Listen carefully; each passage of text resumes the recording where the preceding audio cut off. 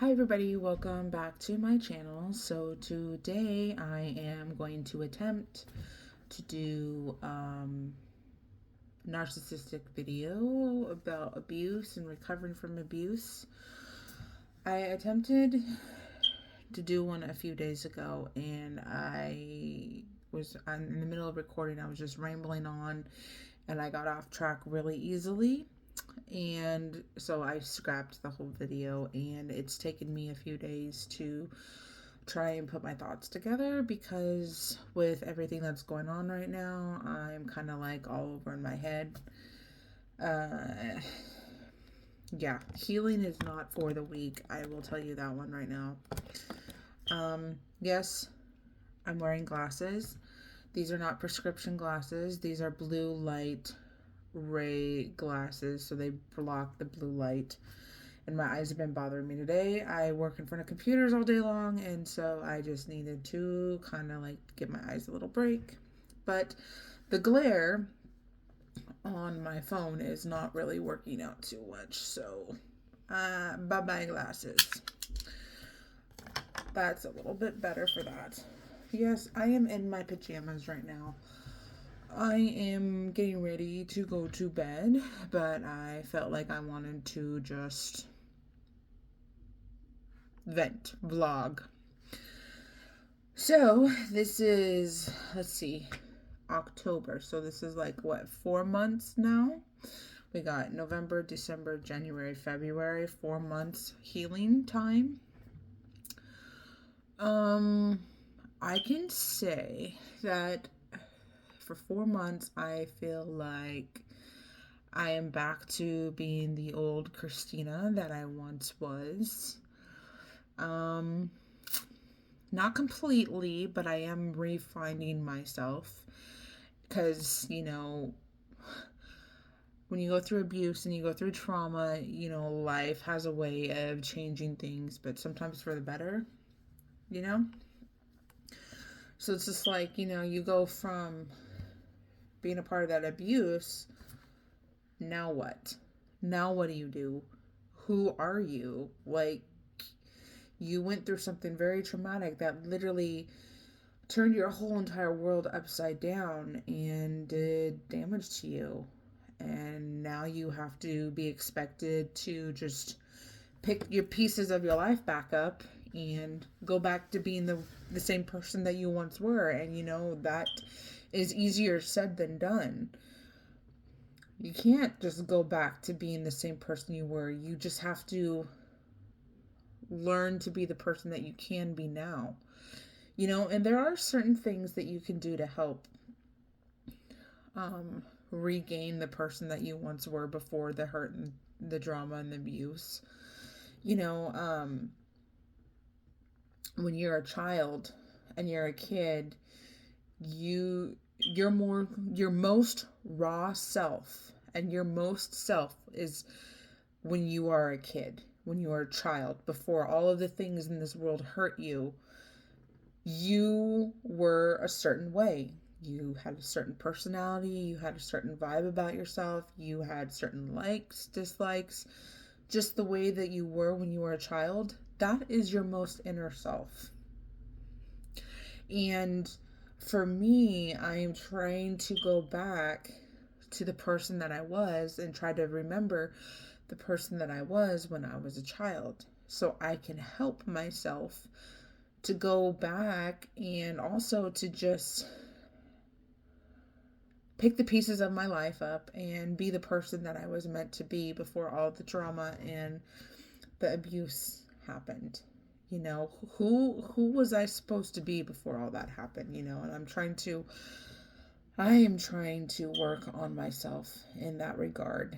Um Again, I feel a lot better than what I have in so many years. I can sleep. See, I can't even talk. But I can sleep soundly knowing, and I have a sense of calmness about myself and peace. Like before, I was always on edge. I had a bunch of anxiety. Now, don't get me wrong, I still get a lot of anxiety all the time because I'm kind of like a chronic worry wart. But I'm not like this neurotic person, you know, always on edge, always thinking that something bad's gonna happen, always having to like um be on the defense basically, because I was always feeling like I was being attacked, whether it was physical, mental, or emotional attack. I always had to be on guard for that. Um, but yeah, I don't feel that way anymore. And although most days I feel like I'm failing, um, I am comfortable with being with myself.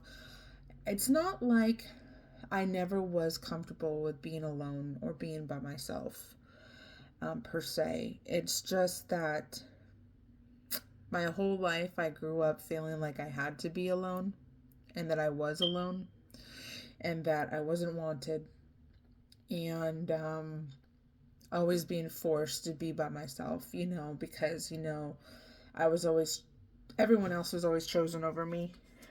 I was always the afterthought. Well, I'm bored. Let's go see what Christina's up to because, she's always down to hang out or she's always down for anything. But I was always everyone's afterthought. And so I spent a lot of time alone. And, it's hard going back to, feeling alone, not having that person you can talk to about your day, not having that person that you can lean on when you're having a bad day, not having that person that will be a listening ear. Not saying that my kids' dad was that way, but he was someone to talk to, and I miss that. Um, yeah, but I miss the conversations that I miss the educated conversations, not the stupid ones, which majority of the years they actually were. But I mean, like, just the thought of knowing that somebody was there was is what I miss. And I'm not saying that I don't have people in my life because I do. It's just, I don't know. I guess it's the people, the who. It's the who, not the what. It's the who. Um, and so yeah, am. I'm totally fine and I'm totally comfortable with being by myself. I actually spend a lot of time by myself in my room, going on walks, doing a lot of praying, um, talking with God about my life and how things are going and what plan He has for me next, talking about my future goals and aspirations. Um, so yeah, I mean it's difficult, but one of the best things that I could say is that I know that's working for me is practicing self-love. It is the first step in healing and recovering from abuse of any kind, because for however long you were under the abuse, you were taken advantage of and you were treated as if you were less than and that you didn't deserve the good things and you didn't deserve to be happy and you didn't deserve the love and you didn't deserve to be treated better. And that really takes a toll on a person's body, takes a toll on a person's mental health. I know that within the last 3 years, my health gradually decreased very, very fast and very quickly because my body literally could not take the stress anymore.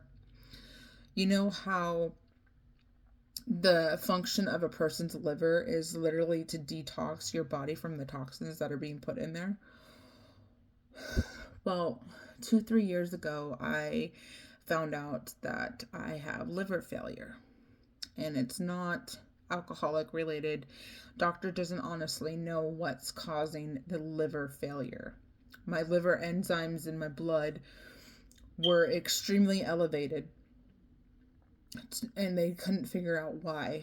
I was diagnosed with an enlarged liver, which is part of my reasoning now why I'm going on so many walks and I'm exercising as much as I possibly can and trying to stick to a strict diet, because I do have this enlarged liver, and we don't know why it's enlarged.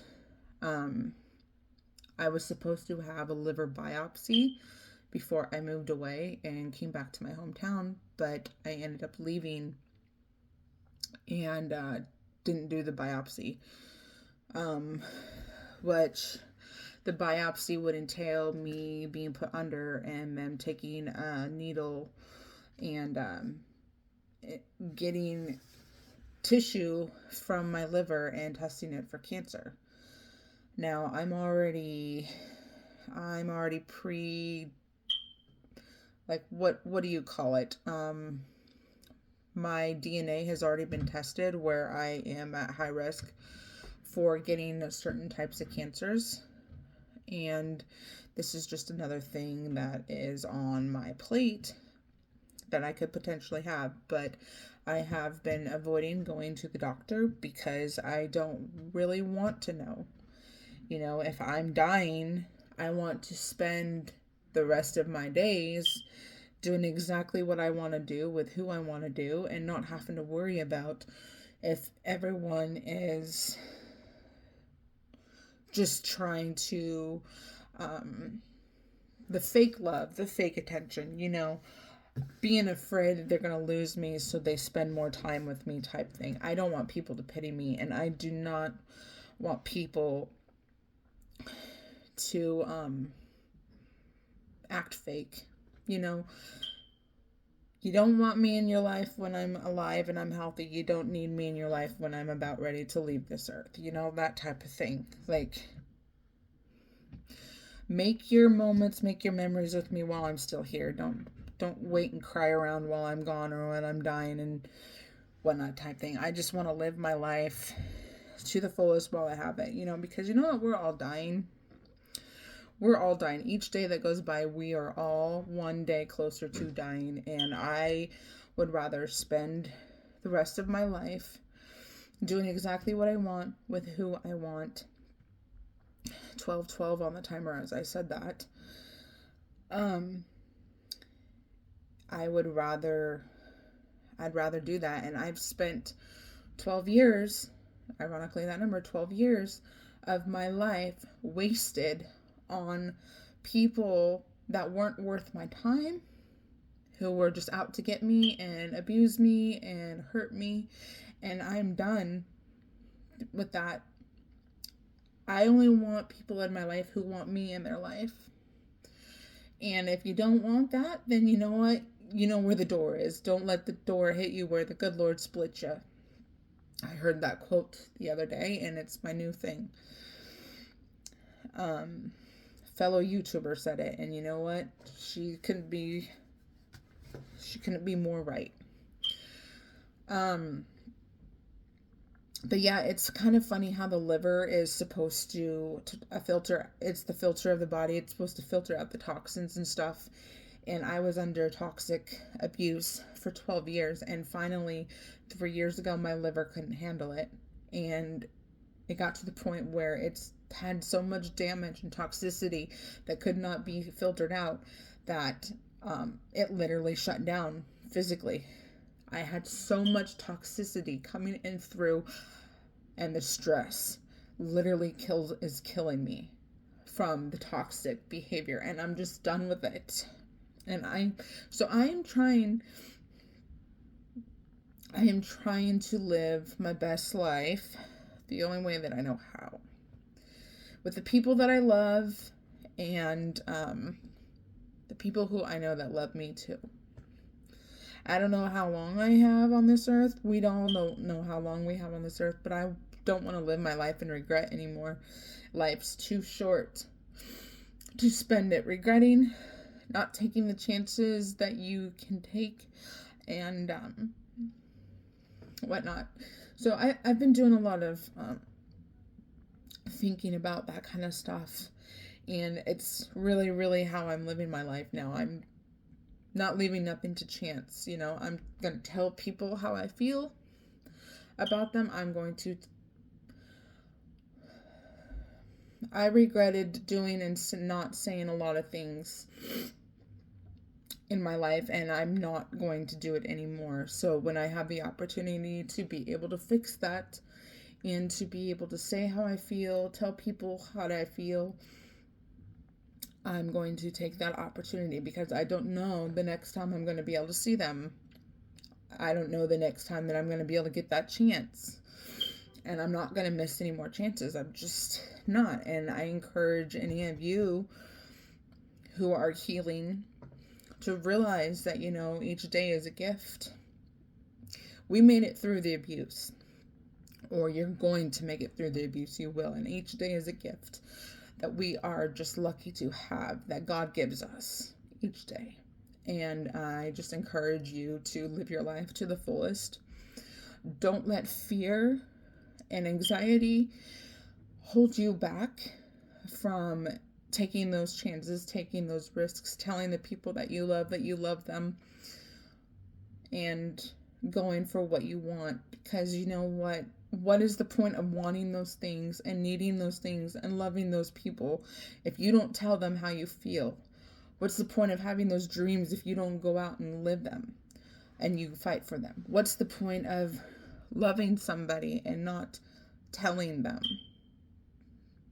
Because all those feelings just go to waste,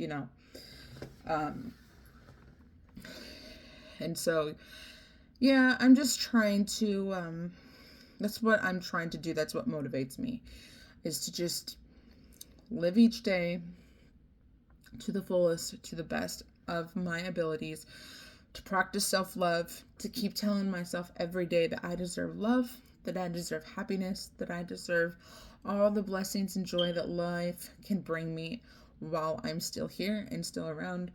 I'm trying to exercise as much as I can. I go on walks every day. During the weekends, I go on 2 walks a day. On the weekends, I'm getting around 20,000 steps in. Every day, on the weekdays, I'm getting about 10,000 steps in, which means I'm walking about 4.5 to 5 miles each day, at least bare minimum.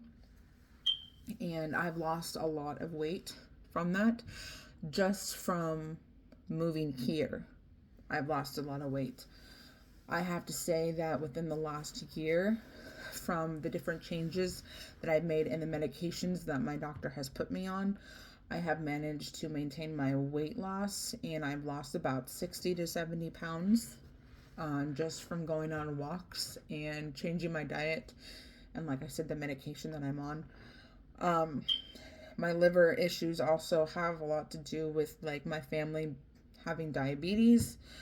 I'm pre-diabetic, my dad's diabetic, my grandmother was diabetic. I have it on both sides of my family, so it's always something that I've had to be careful of and watch. So my doctors had me on medications because a lot of liver problems have a lot to do with being diabetic. And so since I have an enlarged liver and they don't really know what's causing that, they are monitoring my blood levels with medication. I do have to say, though, that since moving here and changing my diet and also going on a lot more walks and everything and staying active, I'm not passing out like I used to. If I don't remember to eat. To be honest with you, I could care less if I eat or not.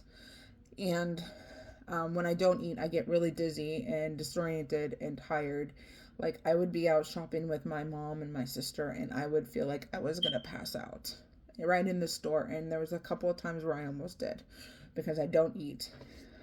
And I wasn't really caring about taking care of myself. But I am now, since then, putting in the effort to try and be better.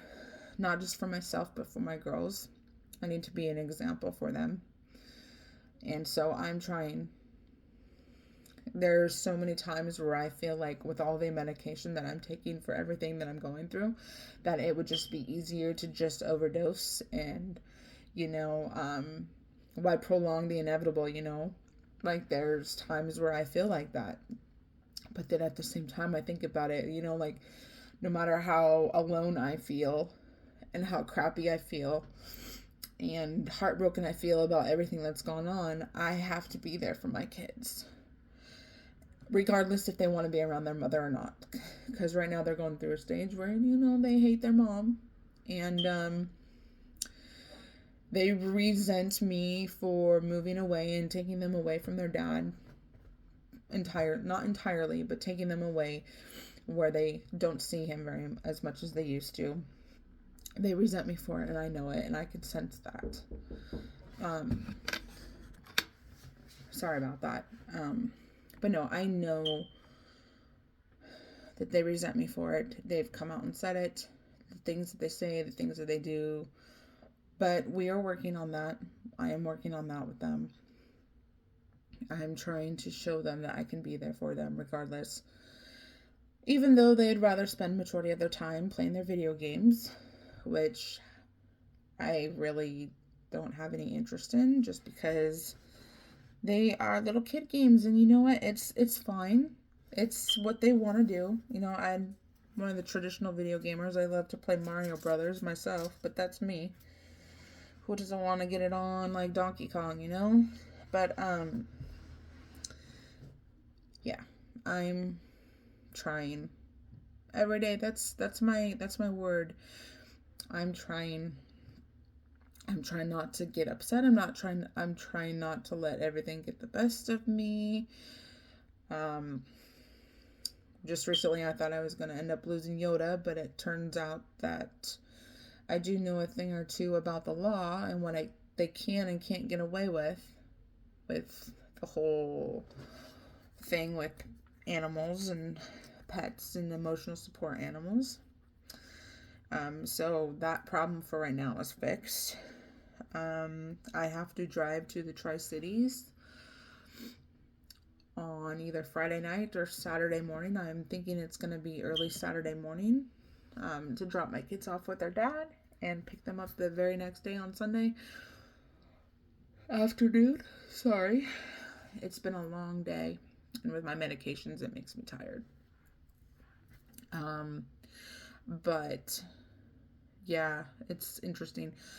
I have not been dropping my kids off without having somebody else with me because my kids' dad likes to take advantage of the situations, and he doesn't really like it when other people are with me, and so I do that so I'm not alone, and so I have witnesses for everything that goes on.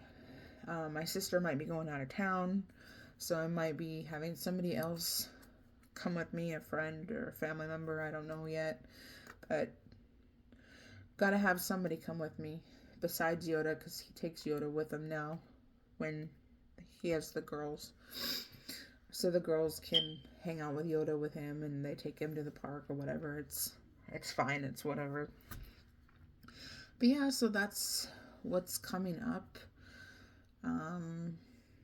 Not too much else to say. I just wanted to throw it out there that one of the number one things to help you when you've gone through this abuse and stuff is focus on self-love. If you can't figure out how to go from the abuse to now, just focus on self-love. Getting out, going for a walk, getting exercise, getting a facial done, getting your nails done, getting your hair done, buying some new makeup, getting a makeover, buying yourself a new outfit, new clothes, taking yourself out to dinner, hanging out with a friend, drinking more water, something self-love, and then increase the self-love. Give yourself daily affirmations. You know, say that you deserve all the happiness, all the love in the world. You deserve all the things that you want and desire in this world, because you do. Everyone does. So if this is the first time you're tuning in, welcome. If you liked this video, please go and check out some of my other videos that I've posted about narcissistic abuse and healing, because there might be some more information in those videos for you that you would like to hear. I'd also love to hear your stories. If you're an abuse survivor, I would love to hear them and hear your experiences, because not only will it help me, it could possibly help somebody else hearing those experiences and reading about them as well. If you like makeup reviews and makeup videos, check out my other videos that I post, because I do post those every month. I do Ipsy BoxyCharm unboxings, so always make sure to check those out as well if you're into those. Hit the bell button well, hit the subscribe button first and then hit the bell button so you don't miss a future upload. And I hope you guys all enjoy the rest of your February. We don't have very much longer in February, but enjoy your February and enjoy your leap year. We're not going to see it again for another 4 years. So enjoy your February 29th. And as always, I hope you all stay beautiful. You all stay wonderful. Stay healthy out there. And remember, keep loving yourself because that is the first step in healing. Bye.